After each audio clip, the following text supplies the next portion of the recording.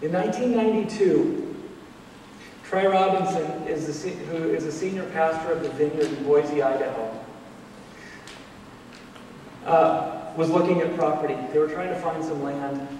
They'd been in 2 previous places, and they needed some land. And there was a spot of land, it was like 22 acres, and it was no good because the water on the land was no good. There was a well there, and it was polluted. And so the land basically was worth nothing. Troy, remembering this story, felt like God was calling him to do a similar thing.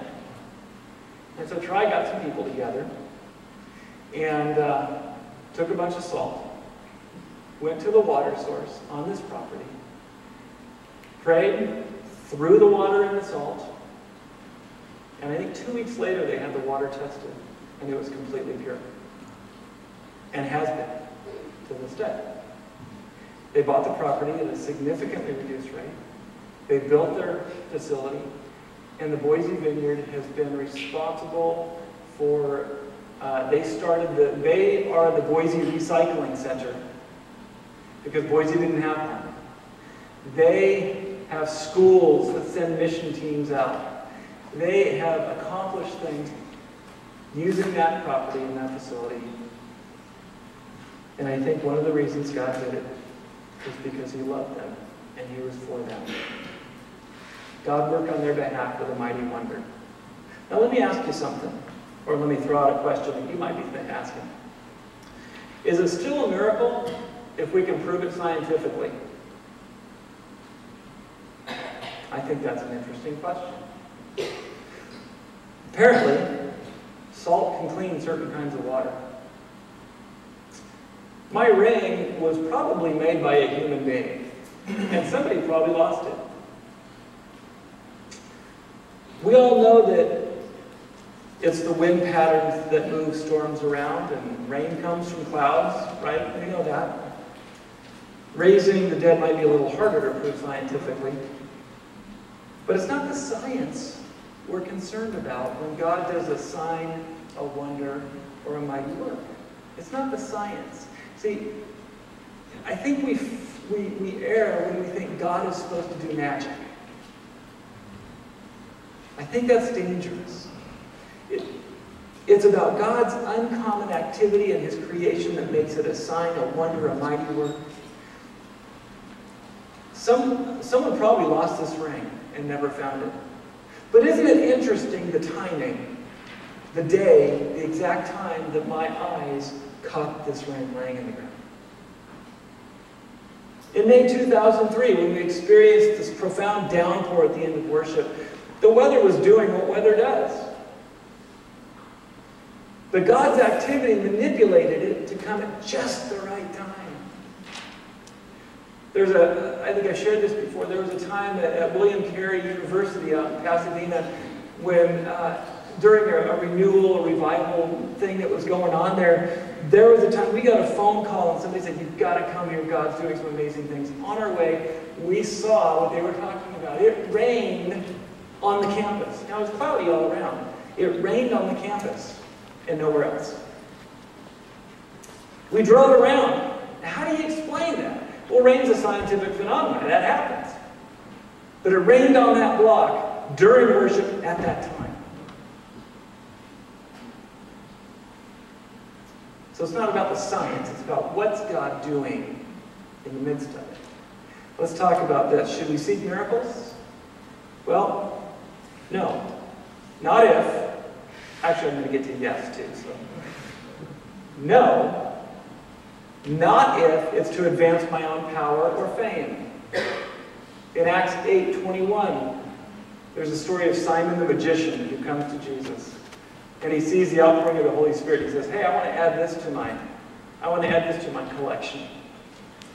And Peter says, "Oh, that ain't going to work." Actually, it's a little stronger than that. Not if it's for the purpose of entertainment. Herod, in Luke 23, Herod wanted to be entertained by Jesus. We shouldn't seek miracles if it's with the attitude of, "Show me a sign," like the hostile unbelievers in Matthew 16. "Show us a sign, then we'll believe." Jesus says, I'll show you a sign. I'll show you the sign of Jonah. Destroy this temple and I'll build it again in 3 days. They didn't like that sign. Not if the miracle is the end instead of God drawing people to himself to reestablish his kingdom on the earth. If it was just for the miracle's sake, no, of course. But, should we seek miracles? Yes. If we see it as a sign that points people to greater relationship with God through Jesus. Luke 18, if you're taking notes, you can write that down. If the miracle is to get people's attention about God and his activity in the earth, like in Acts 28, 1 and following. Or if the miracle is simply by God on behalf of his people. Look at Acts 9 real quick. We're almost done. How can I experience a miracle? Or a sign or a wonder or mighty work. Let me ask you guys this. How many of you believe that you have in your life experienced a sign, a wonder, or a mighty work? Hold your hand up. Holy smoke! What am I doing preaching about this? All right, who hasn't? Because I got to be preaching to somebody here. All right, there's 4 people. Everyone else, please just be patient. How can I experience miracles? This is the American educational said. How can I do this? How can I master the art of miracle making? Send me your $29.95 3 easy payments. I'll send you a book. Primary considerations. First of all, do you believe they can happen? If you don't believe, why would they happen? Secondly, do you need them to happen? Third, are you willing to live the life of those who frequently see miracles? That's the big one right there. Are you willing to live the life of those who see miracles? Using Acts 9, look at verse 36. I want to use this as talking about how and when miracles occur. Acts 9:36. Actually, I'm going to start in 36. In Joppa, there was a disciple named Tabitha. In Greek, her name was Dorcas. She was always doing good, helping the poor. About that time, she became sick and died, and her body was washed and placed in an upstairs room. Lydda was near Joppa, so when the disciples heard that Peter was in Lydda, they sent 2 men to him and urged him, please come at once. Peter went with him, and when he arrived, he was taken upstairs to the room. All the widows stood around him, crying and showing him the robes and other clothing that Dorcas had made while she was still with him. Peter sent them all out of the room, and he got down on his knees and he prayed. Turning toward the dead woman, he said, Tabitha, get up. She opened her eyes. Seeing Peter, she sat up. He took her by the hand and helped her to her feet, and then he called for the believers, especially the widows, and presented her to them alive. This became known all over Joppa, and many people believed in the Lord. Peter stayed in Joppa for some time with a tanner named Simon. Miracles tend to happen in the context of great need. In the context of great need.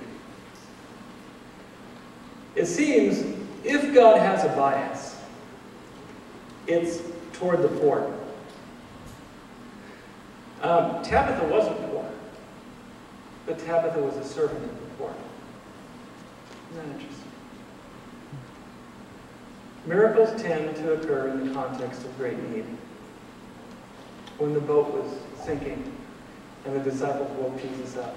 Now, it doesn't mean they always happen. Sometimes we drown and die. So, as long as we're following Jesus, he's the one that holds it. Miracles, secondly, occur in an atmosphere of faith. It's interesting, Tabitha's friends didn't bury her. They just washed her and cleaned her up, and they heard that Peter was around. And so they had faith that something could happen. They believed that something could happen. And so they set off. And they were anticipating God could do something, or God was about to do something. Remember, the question is never, can God? That's never the question we ask. Can God do this? Can God do that? That's a stupid question. Sorry if you ask that a lot. Okay, that is an irrelevant question. God's God. What do you mean, can he? The question is always, what is God doing? What is God doing?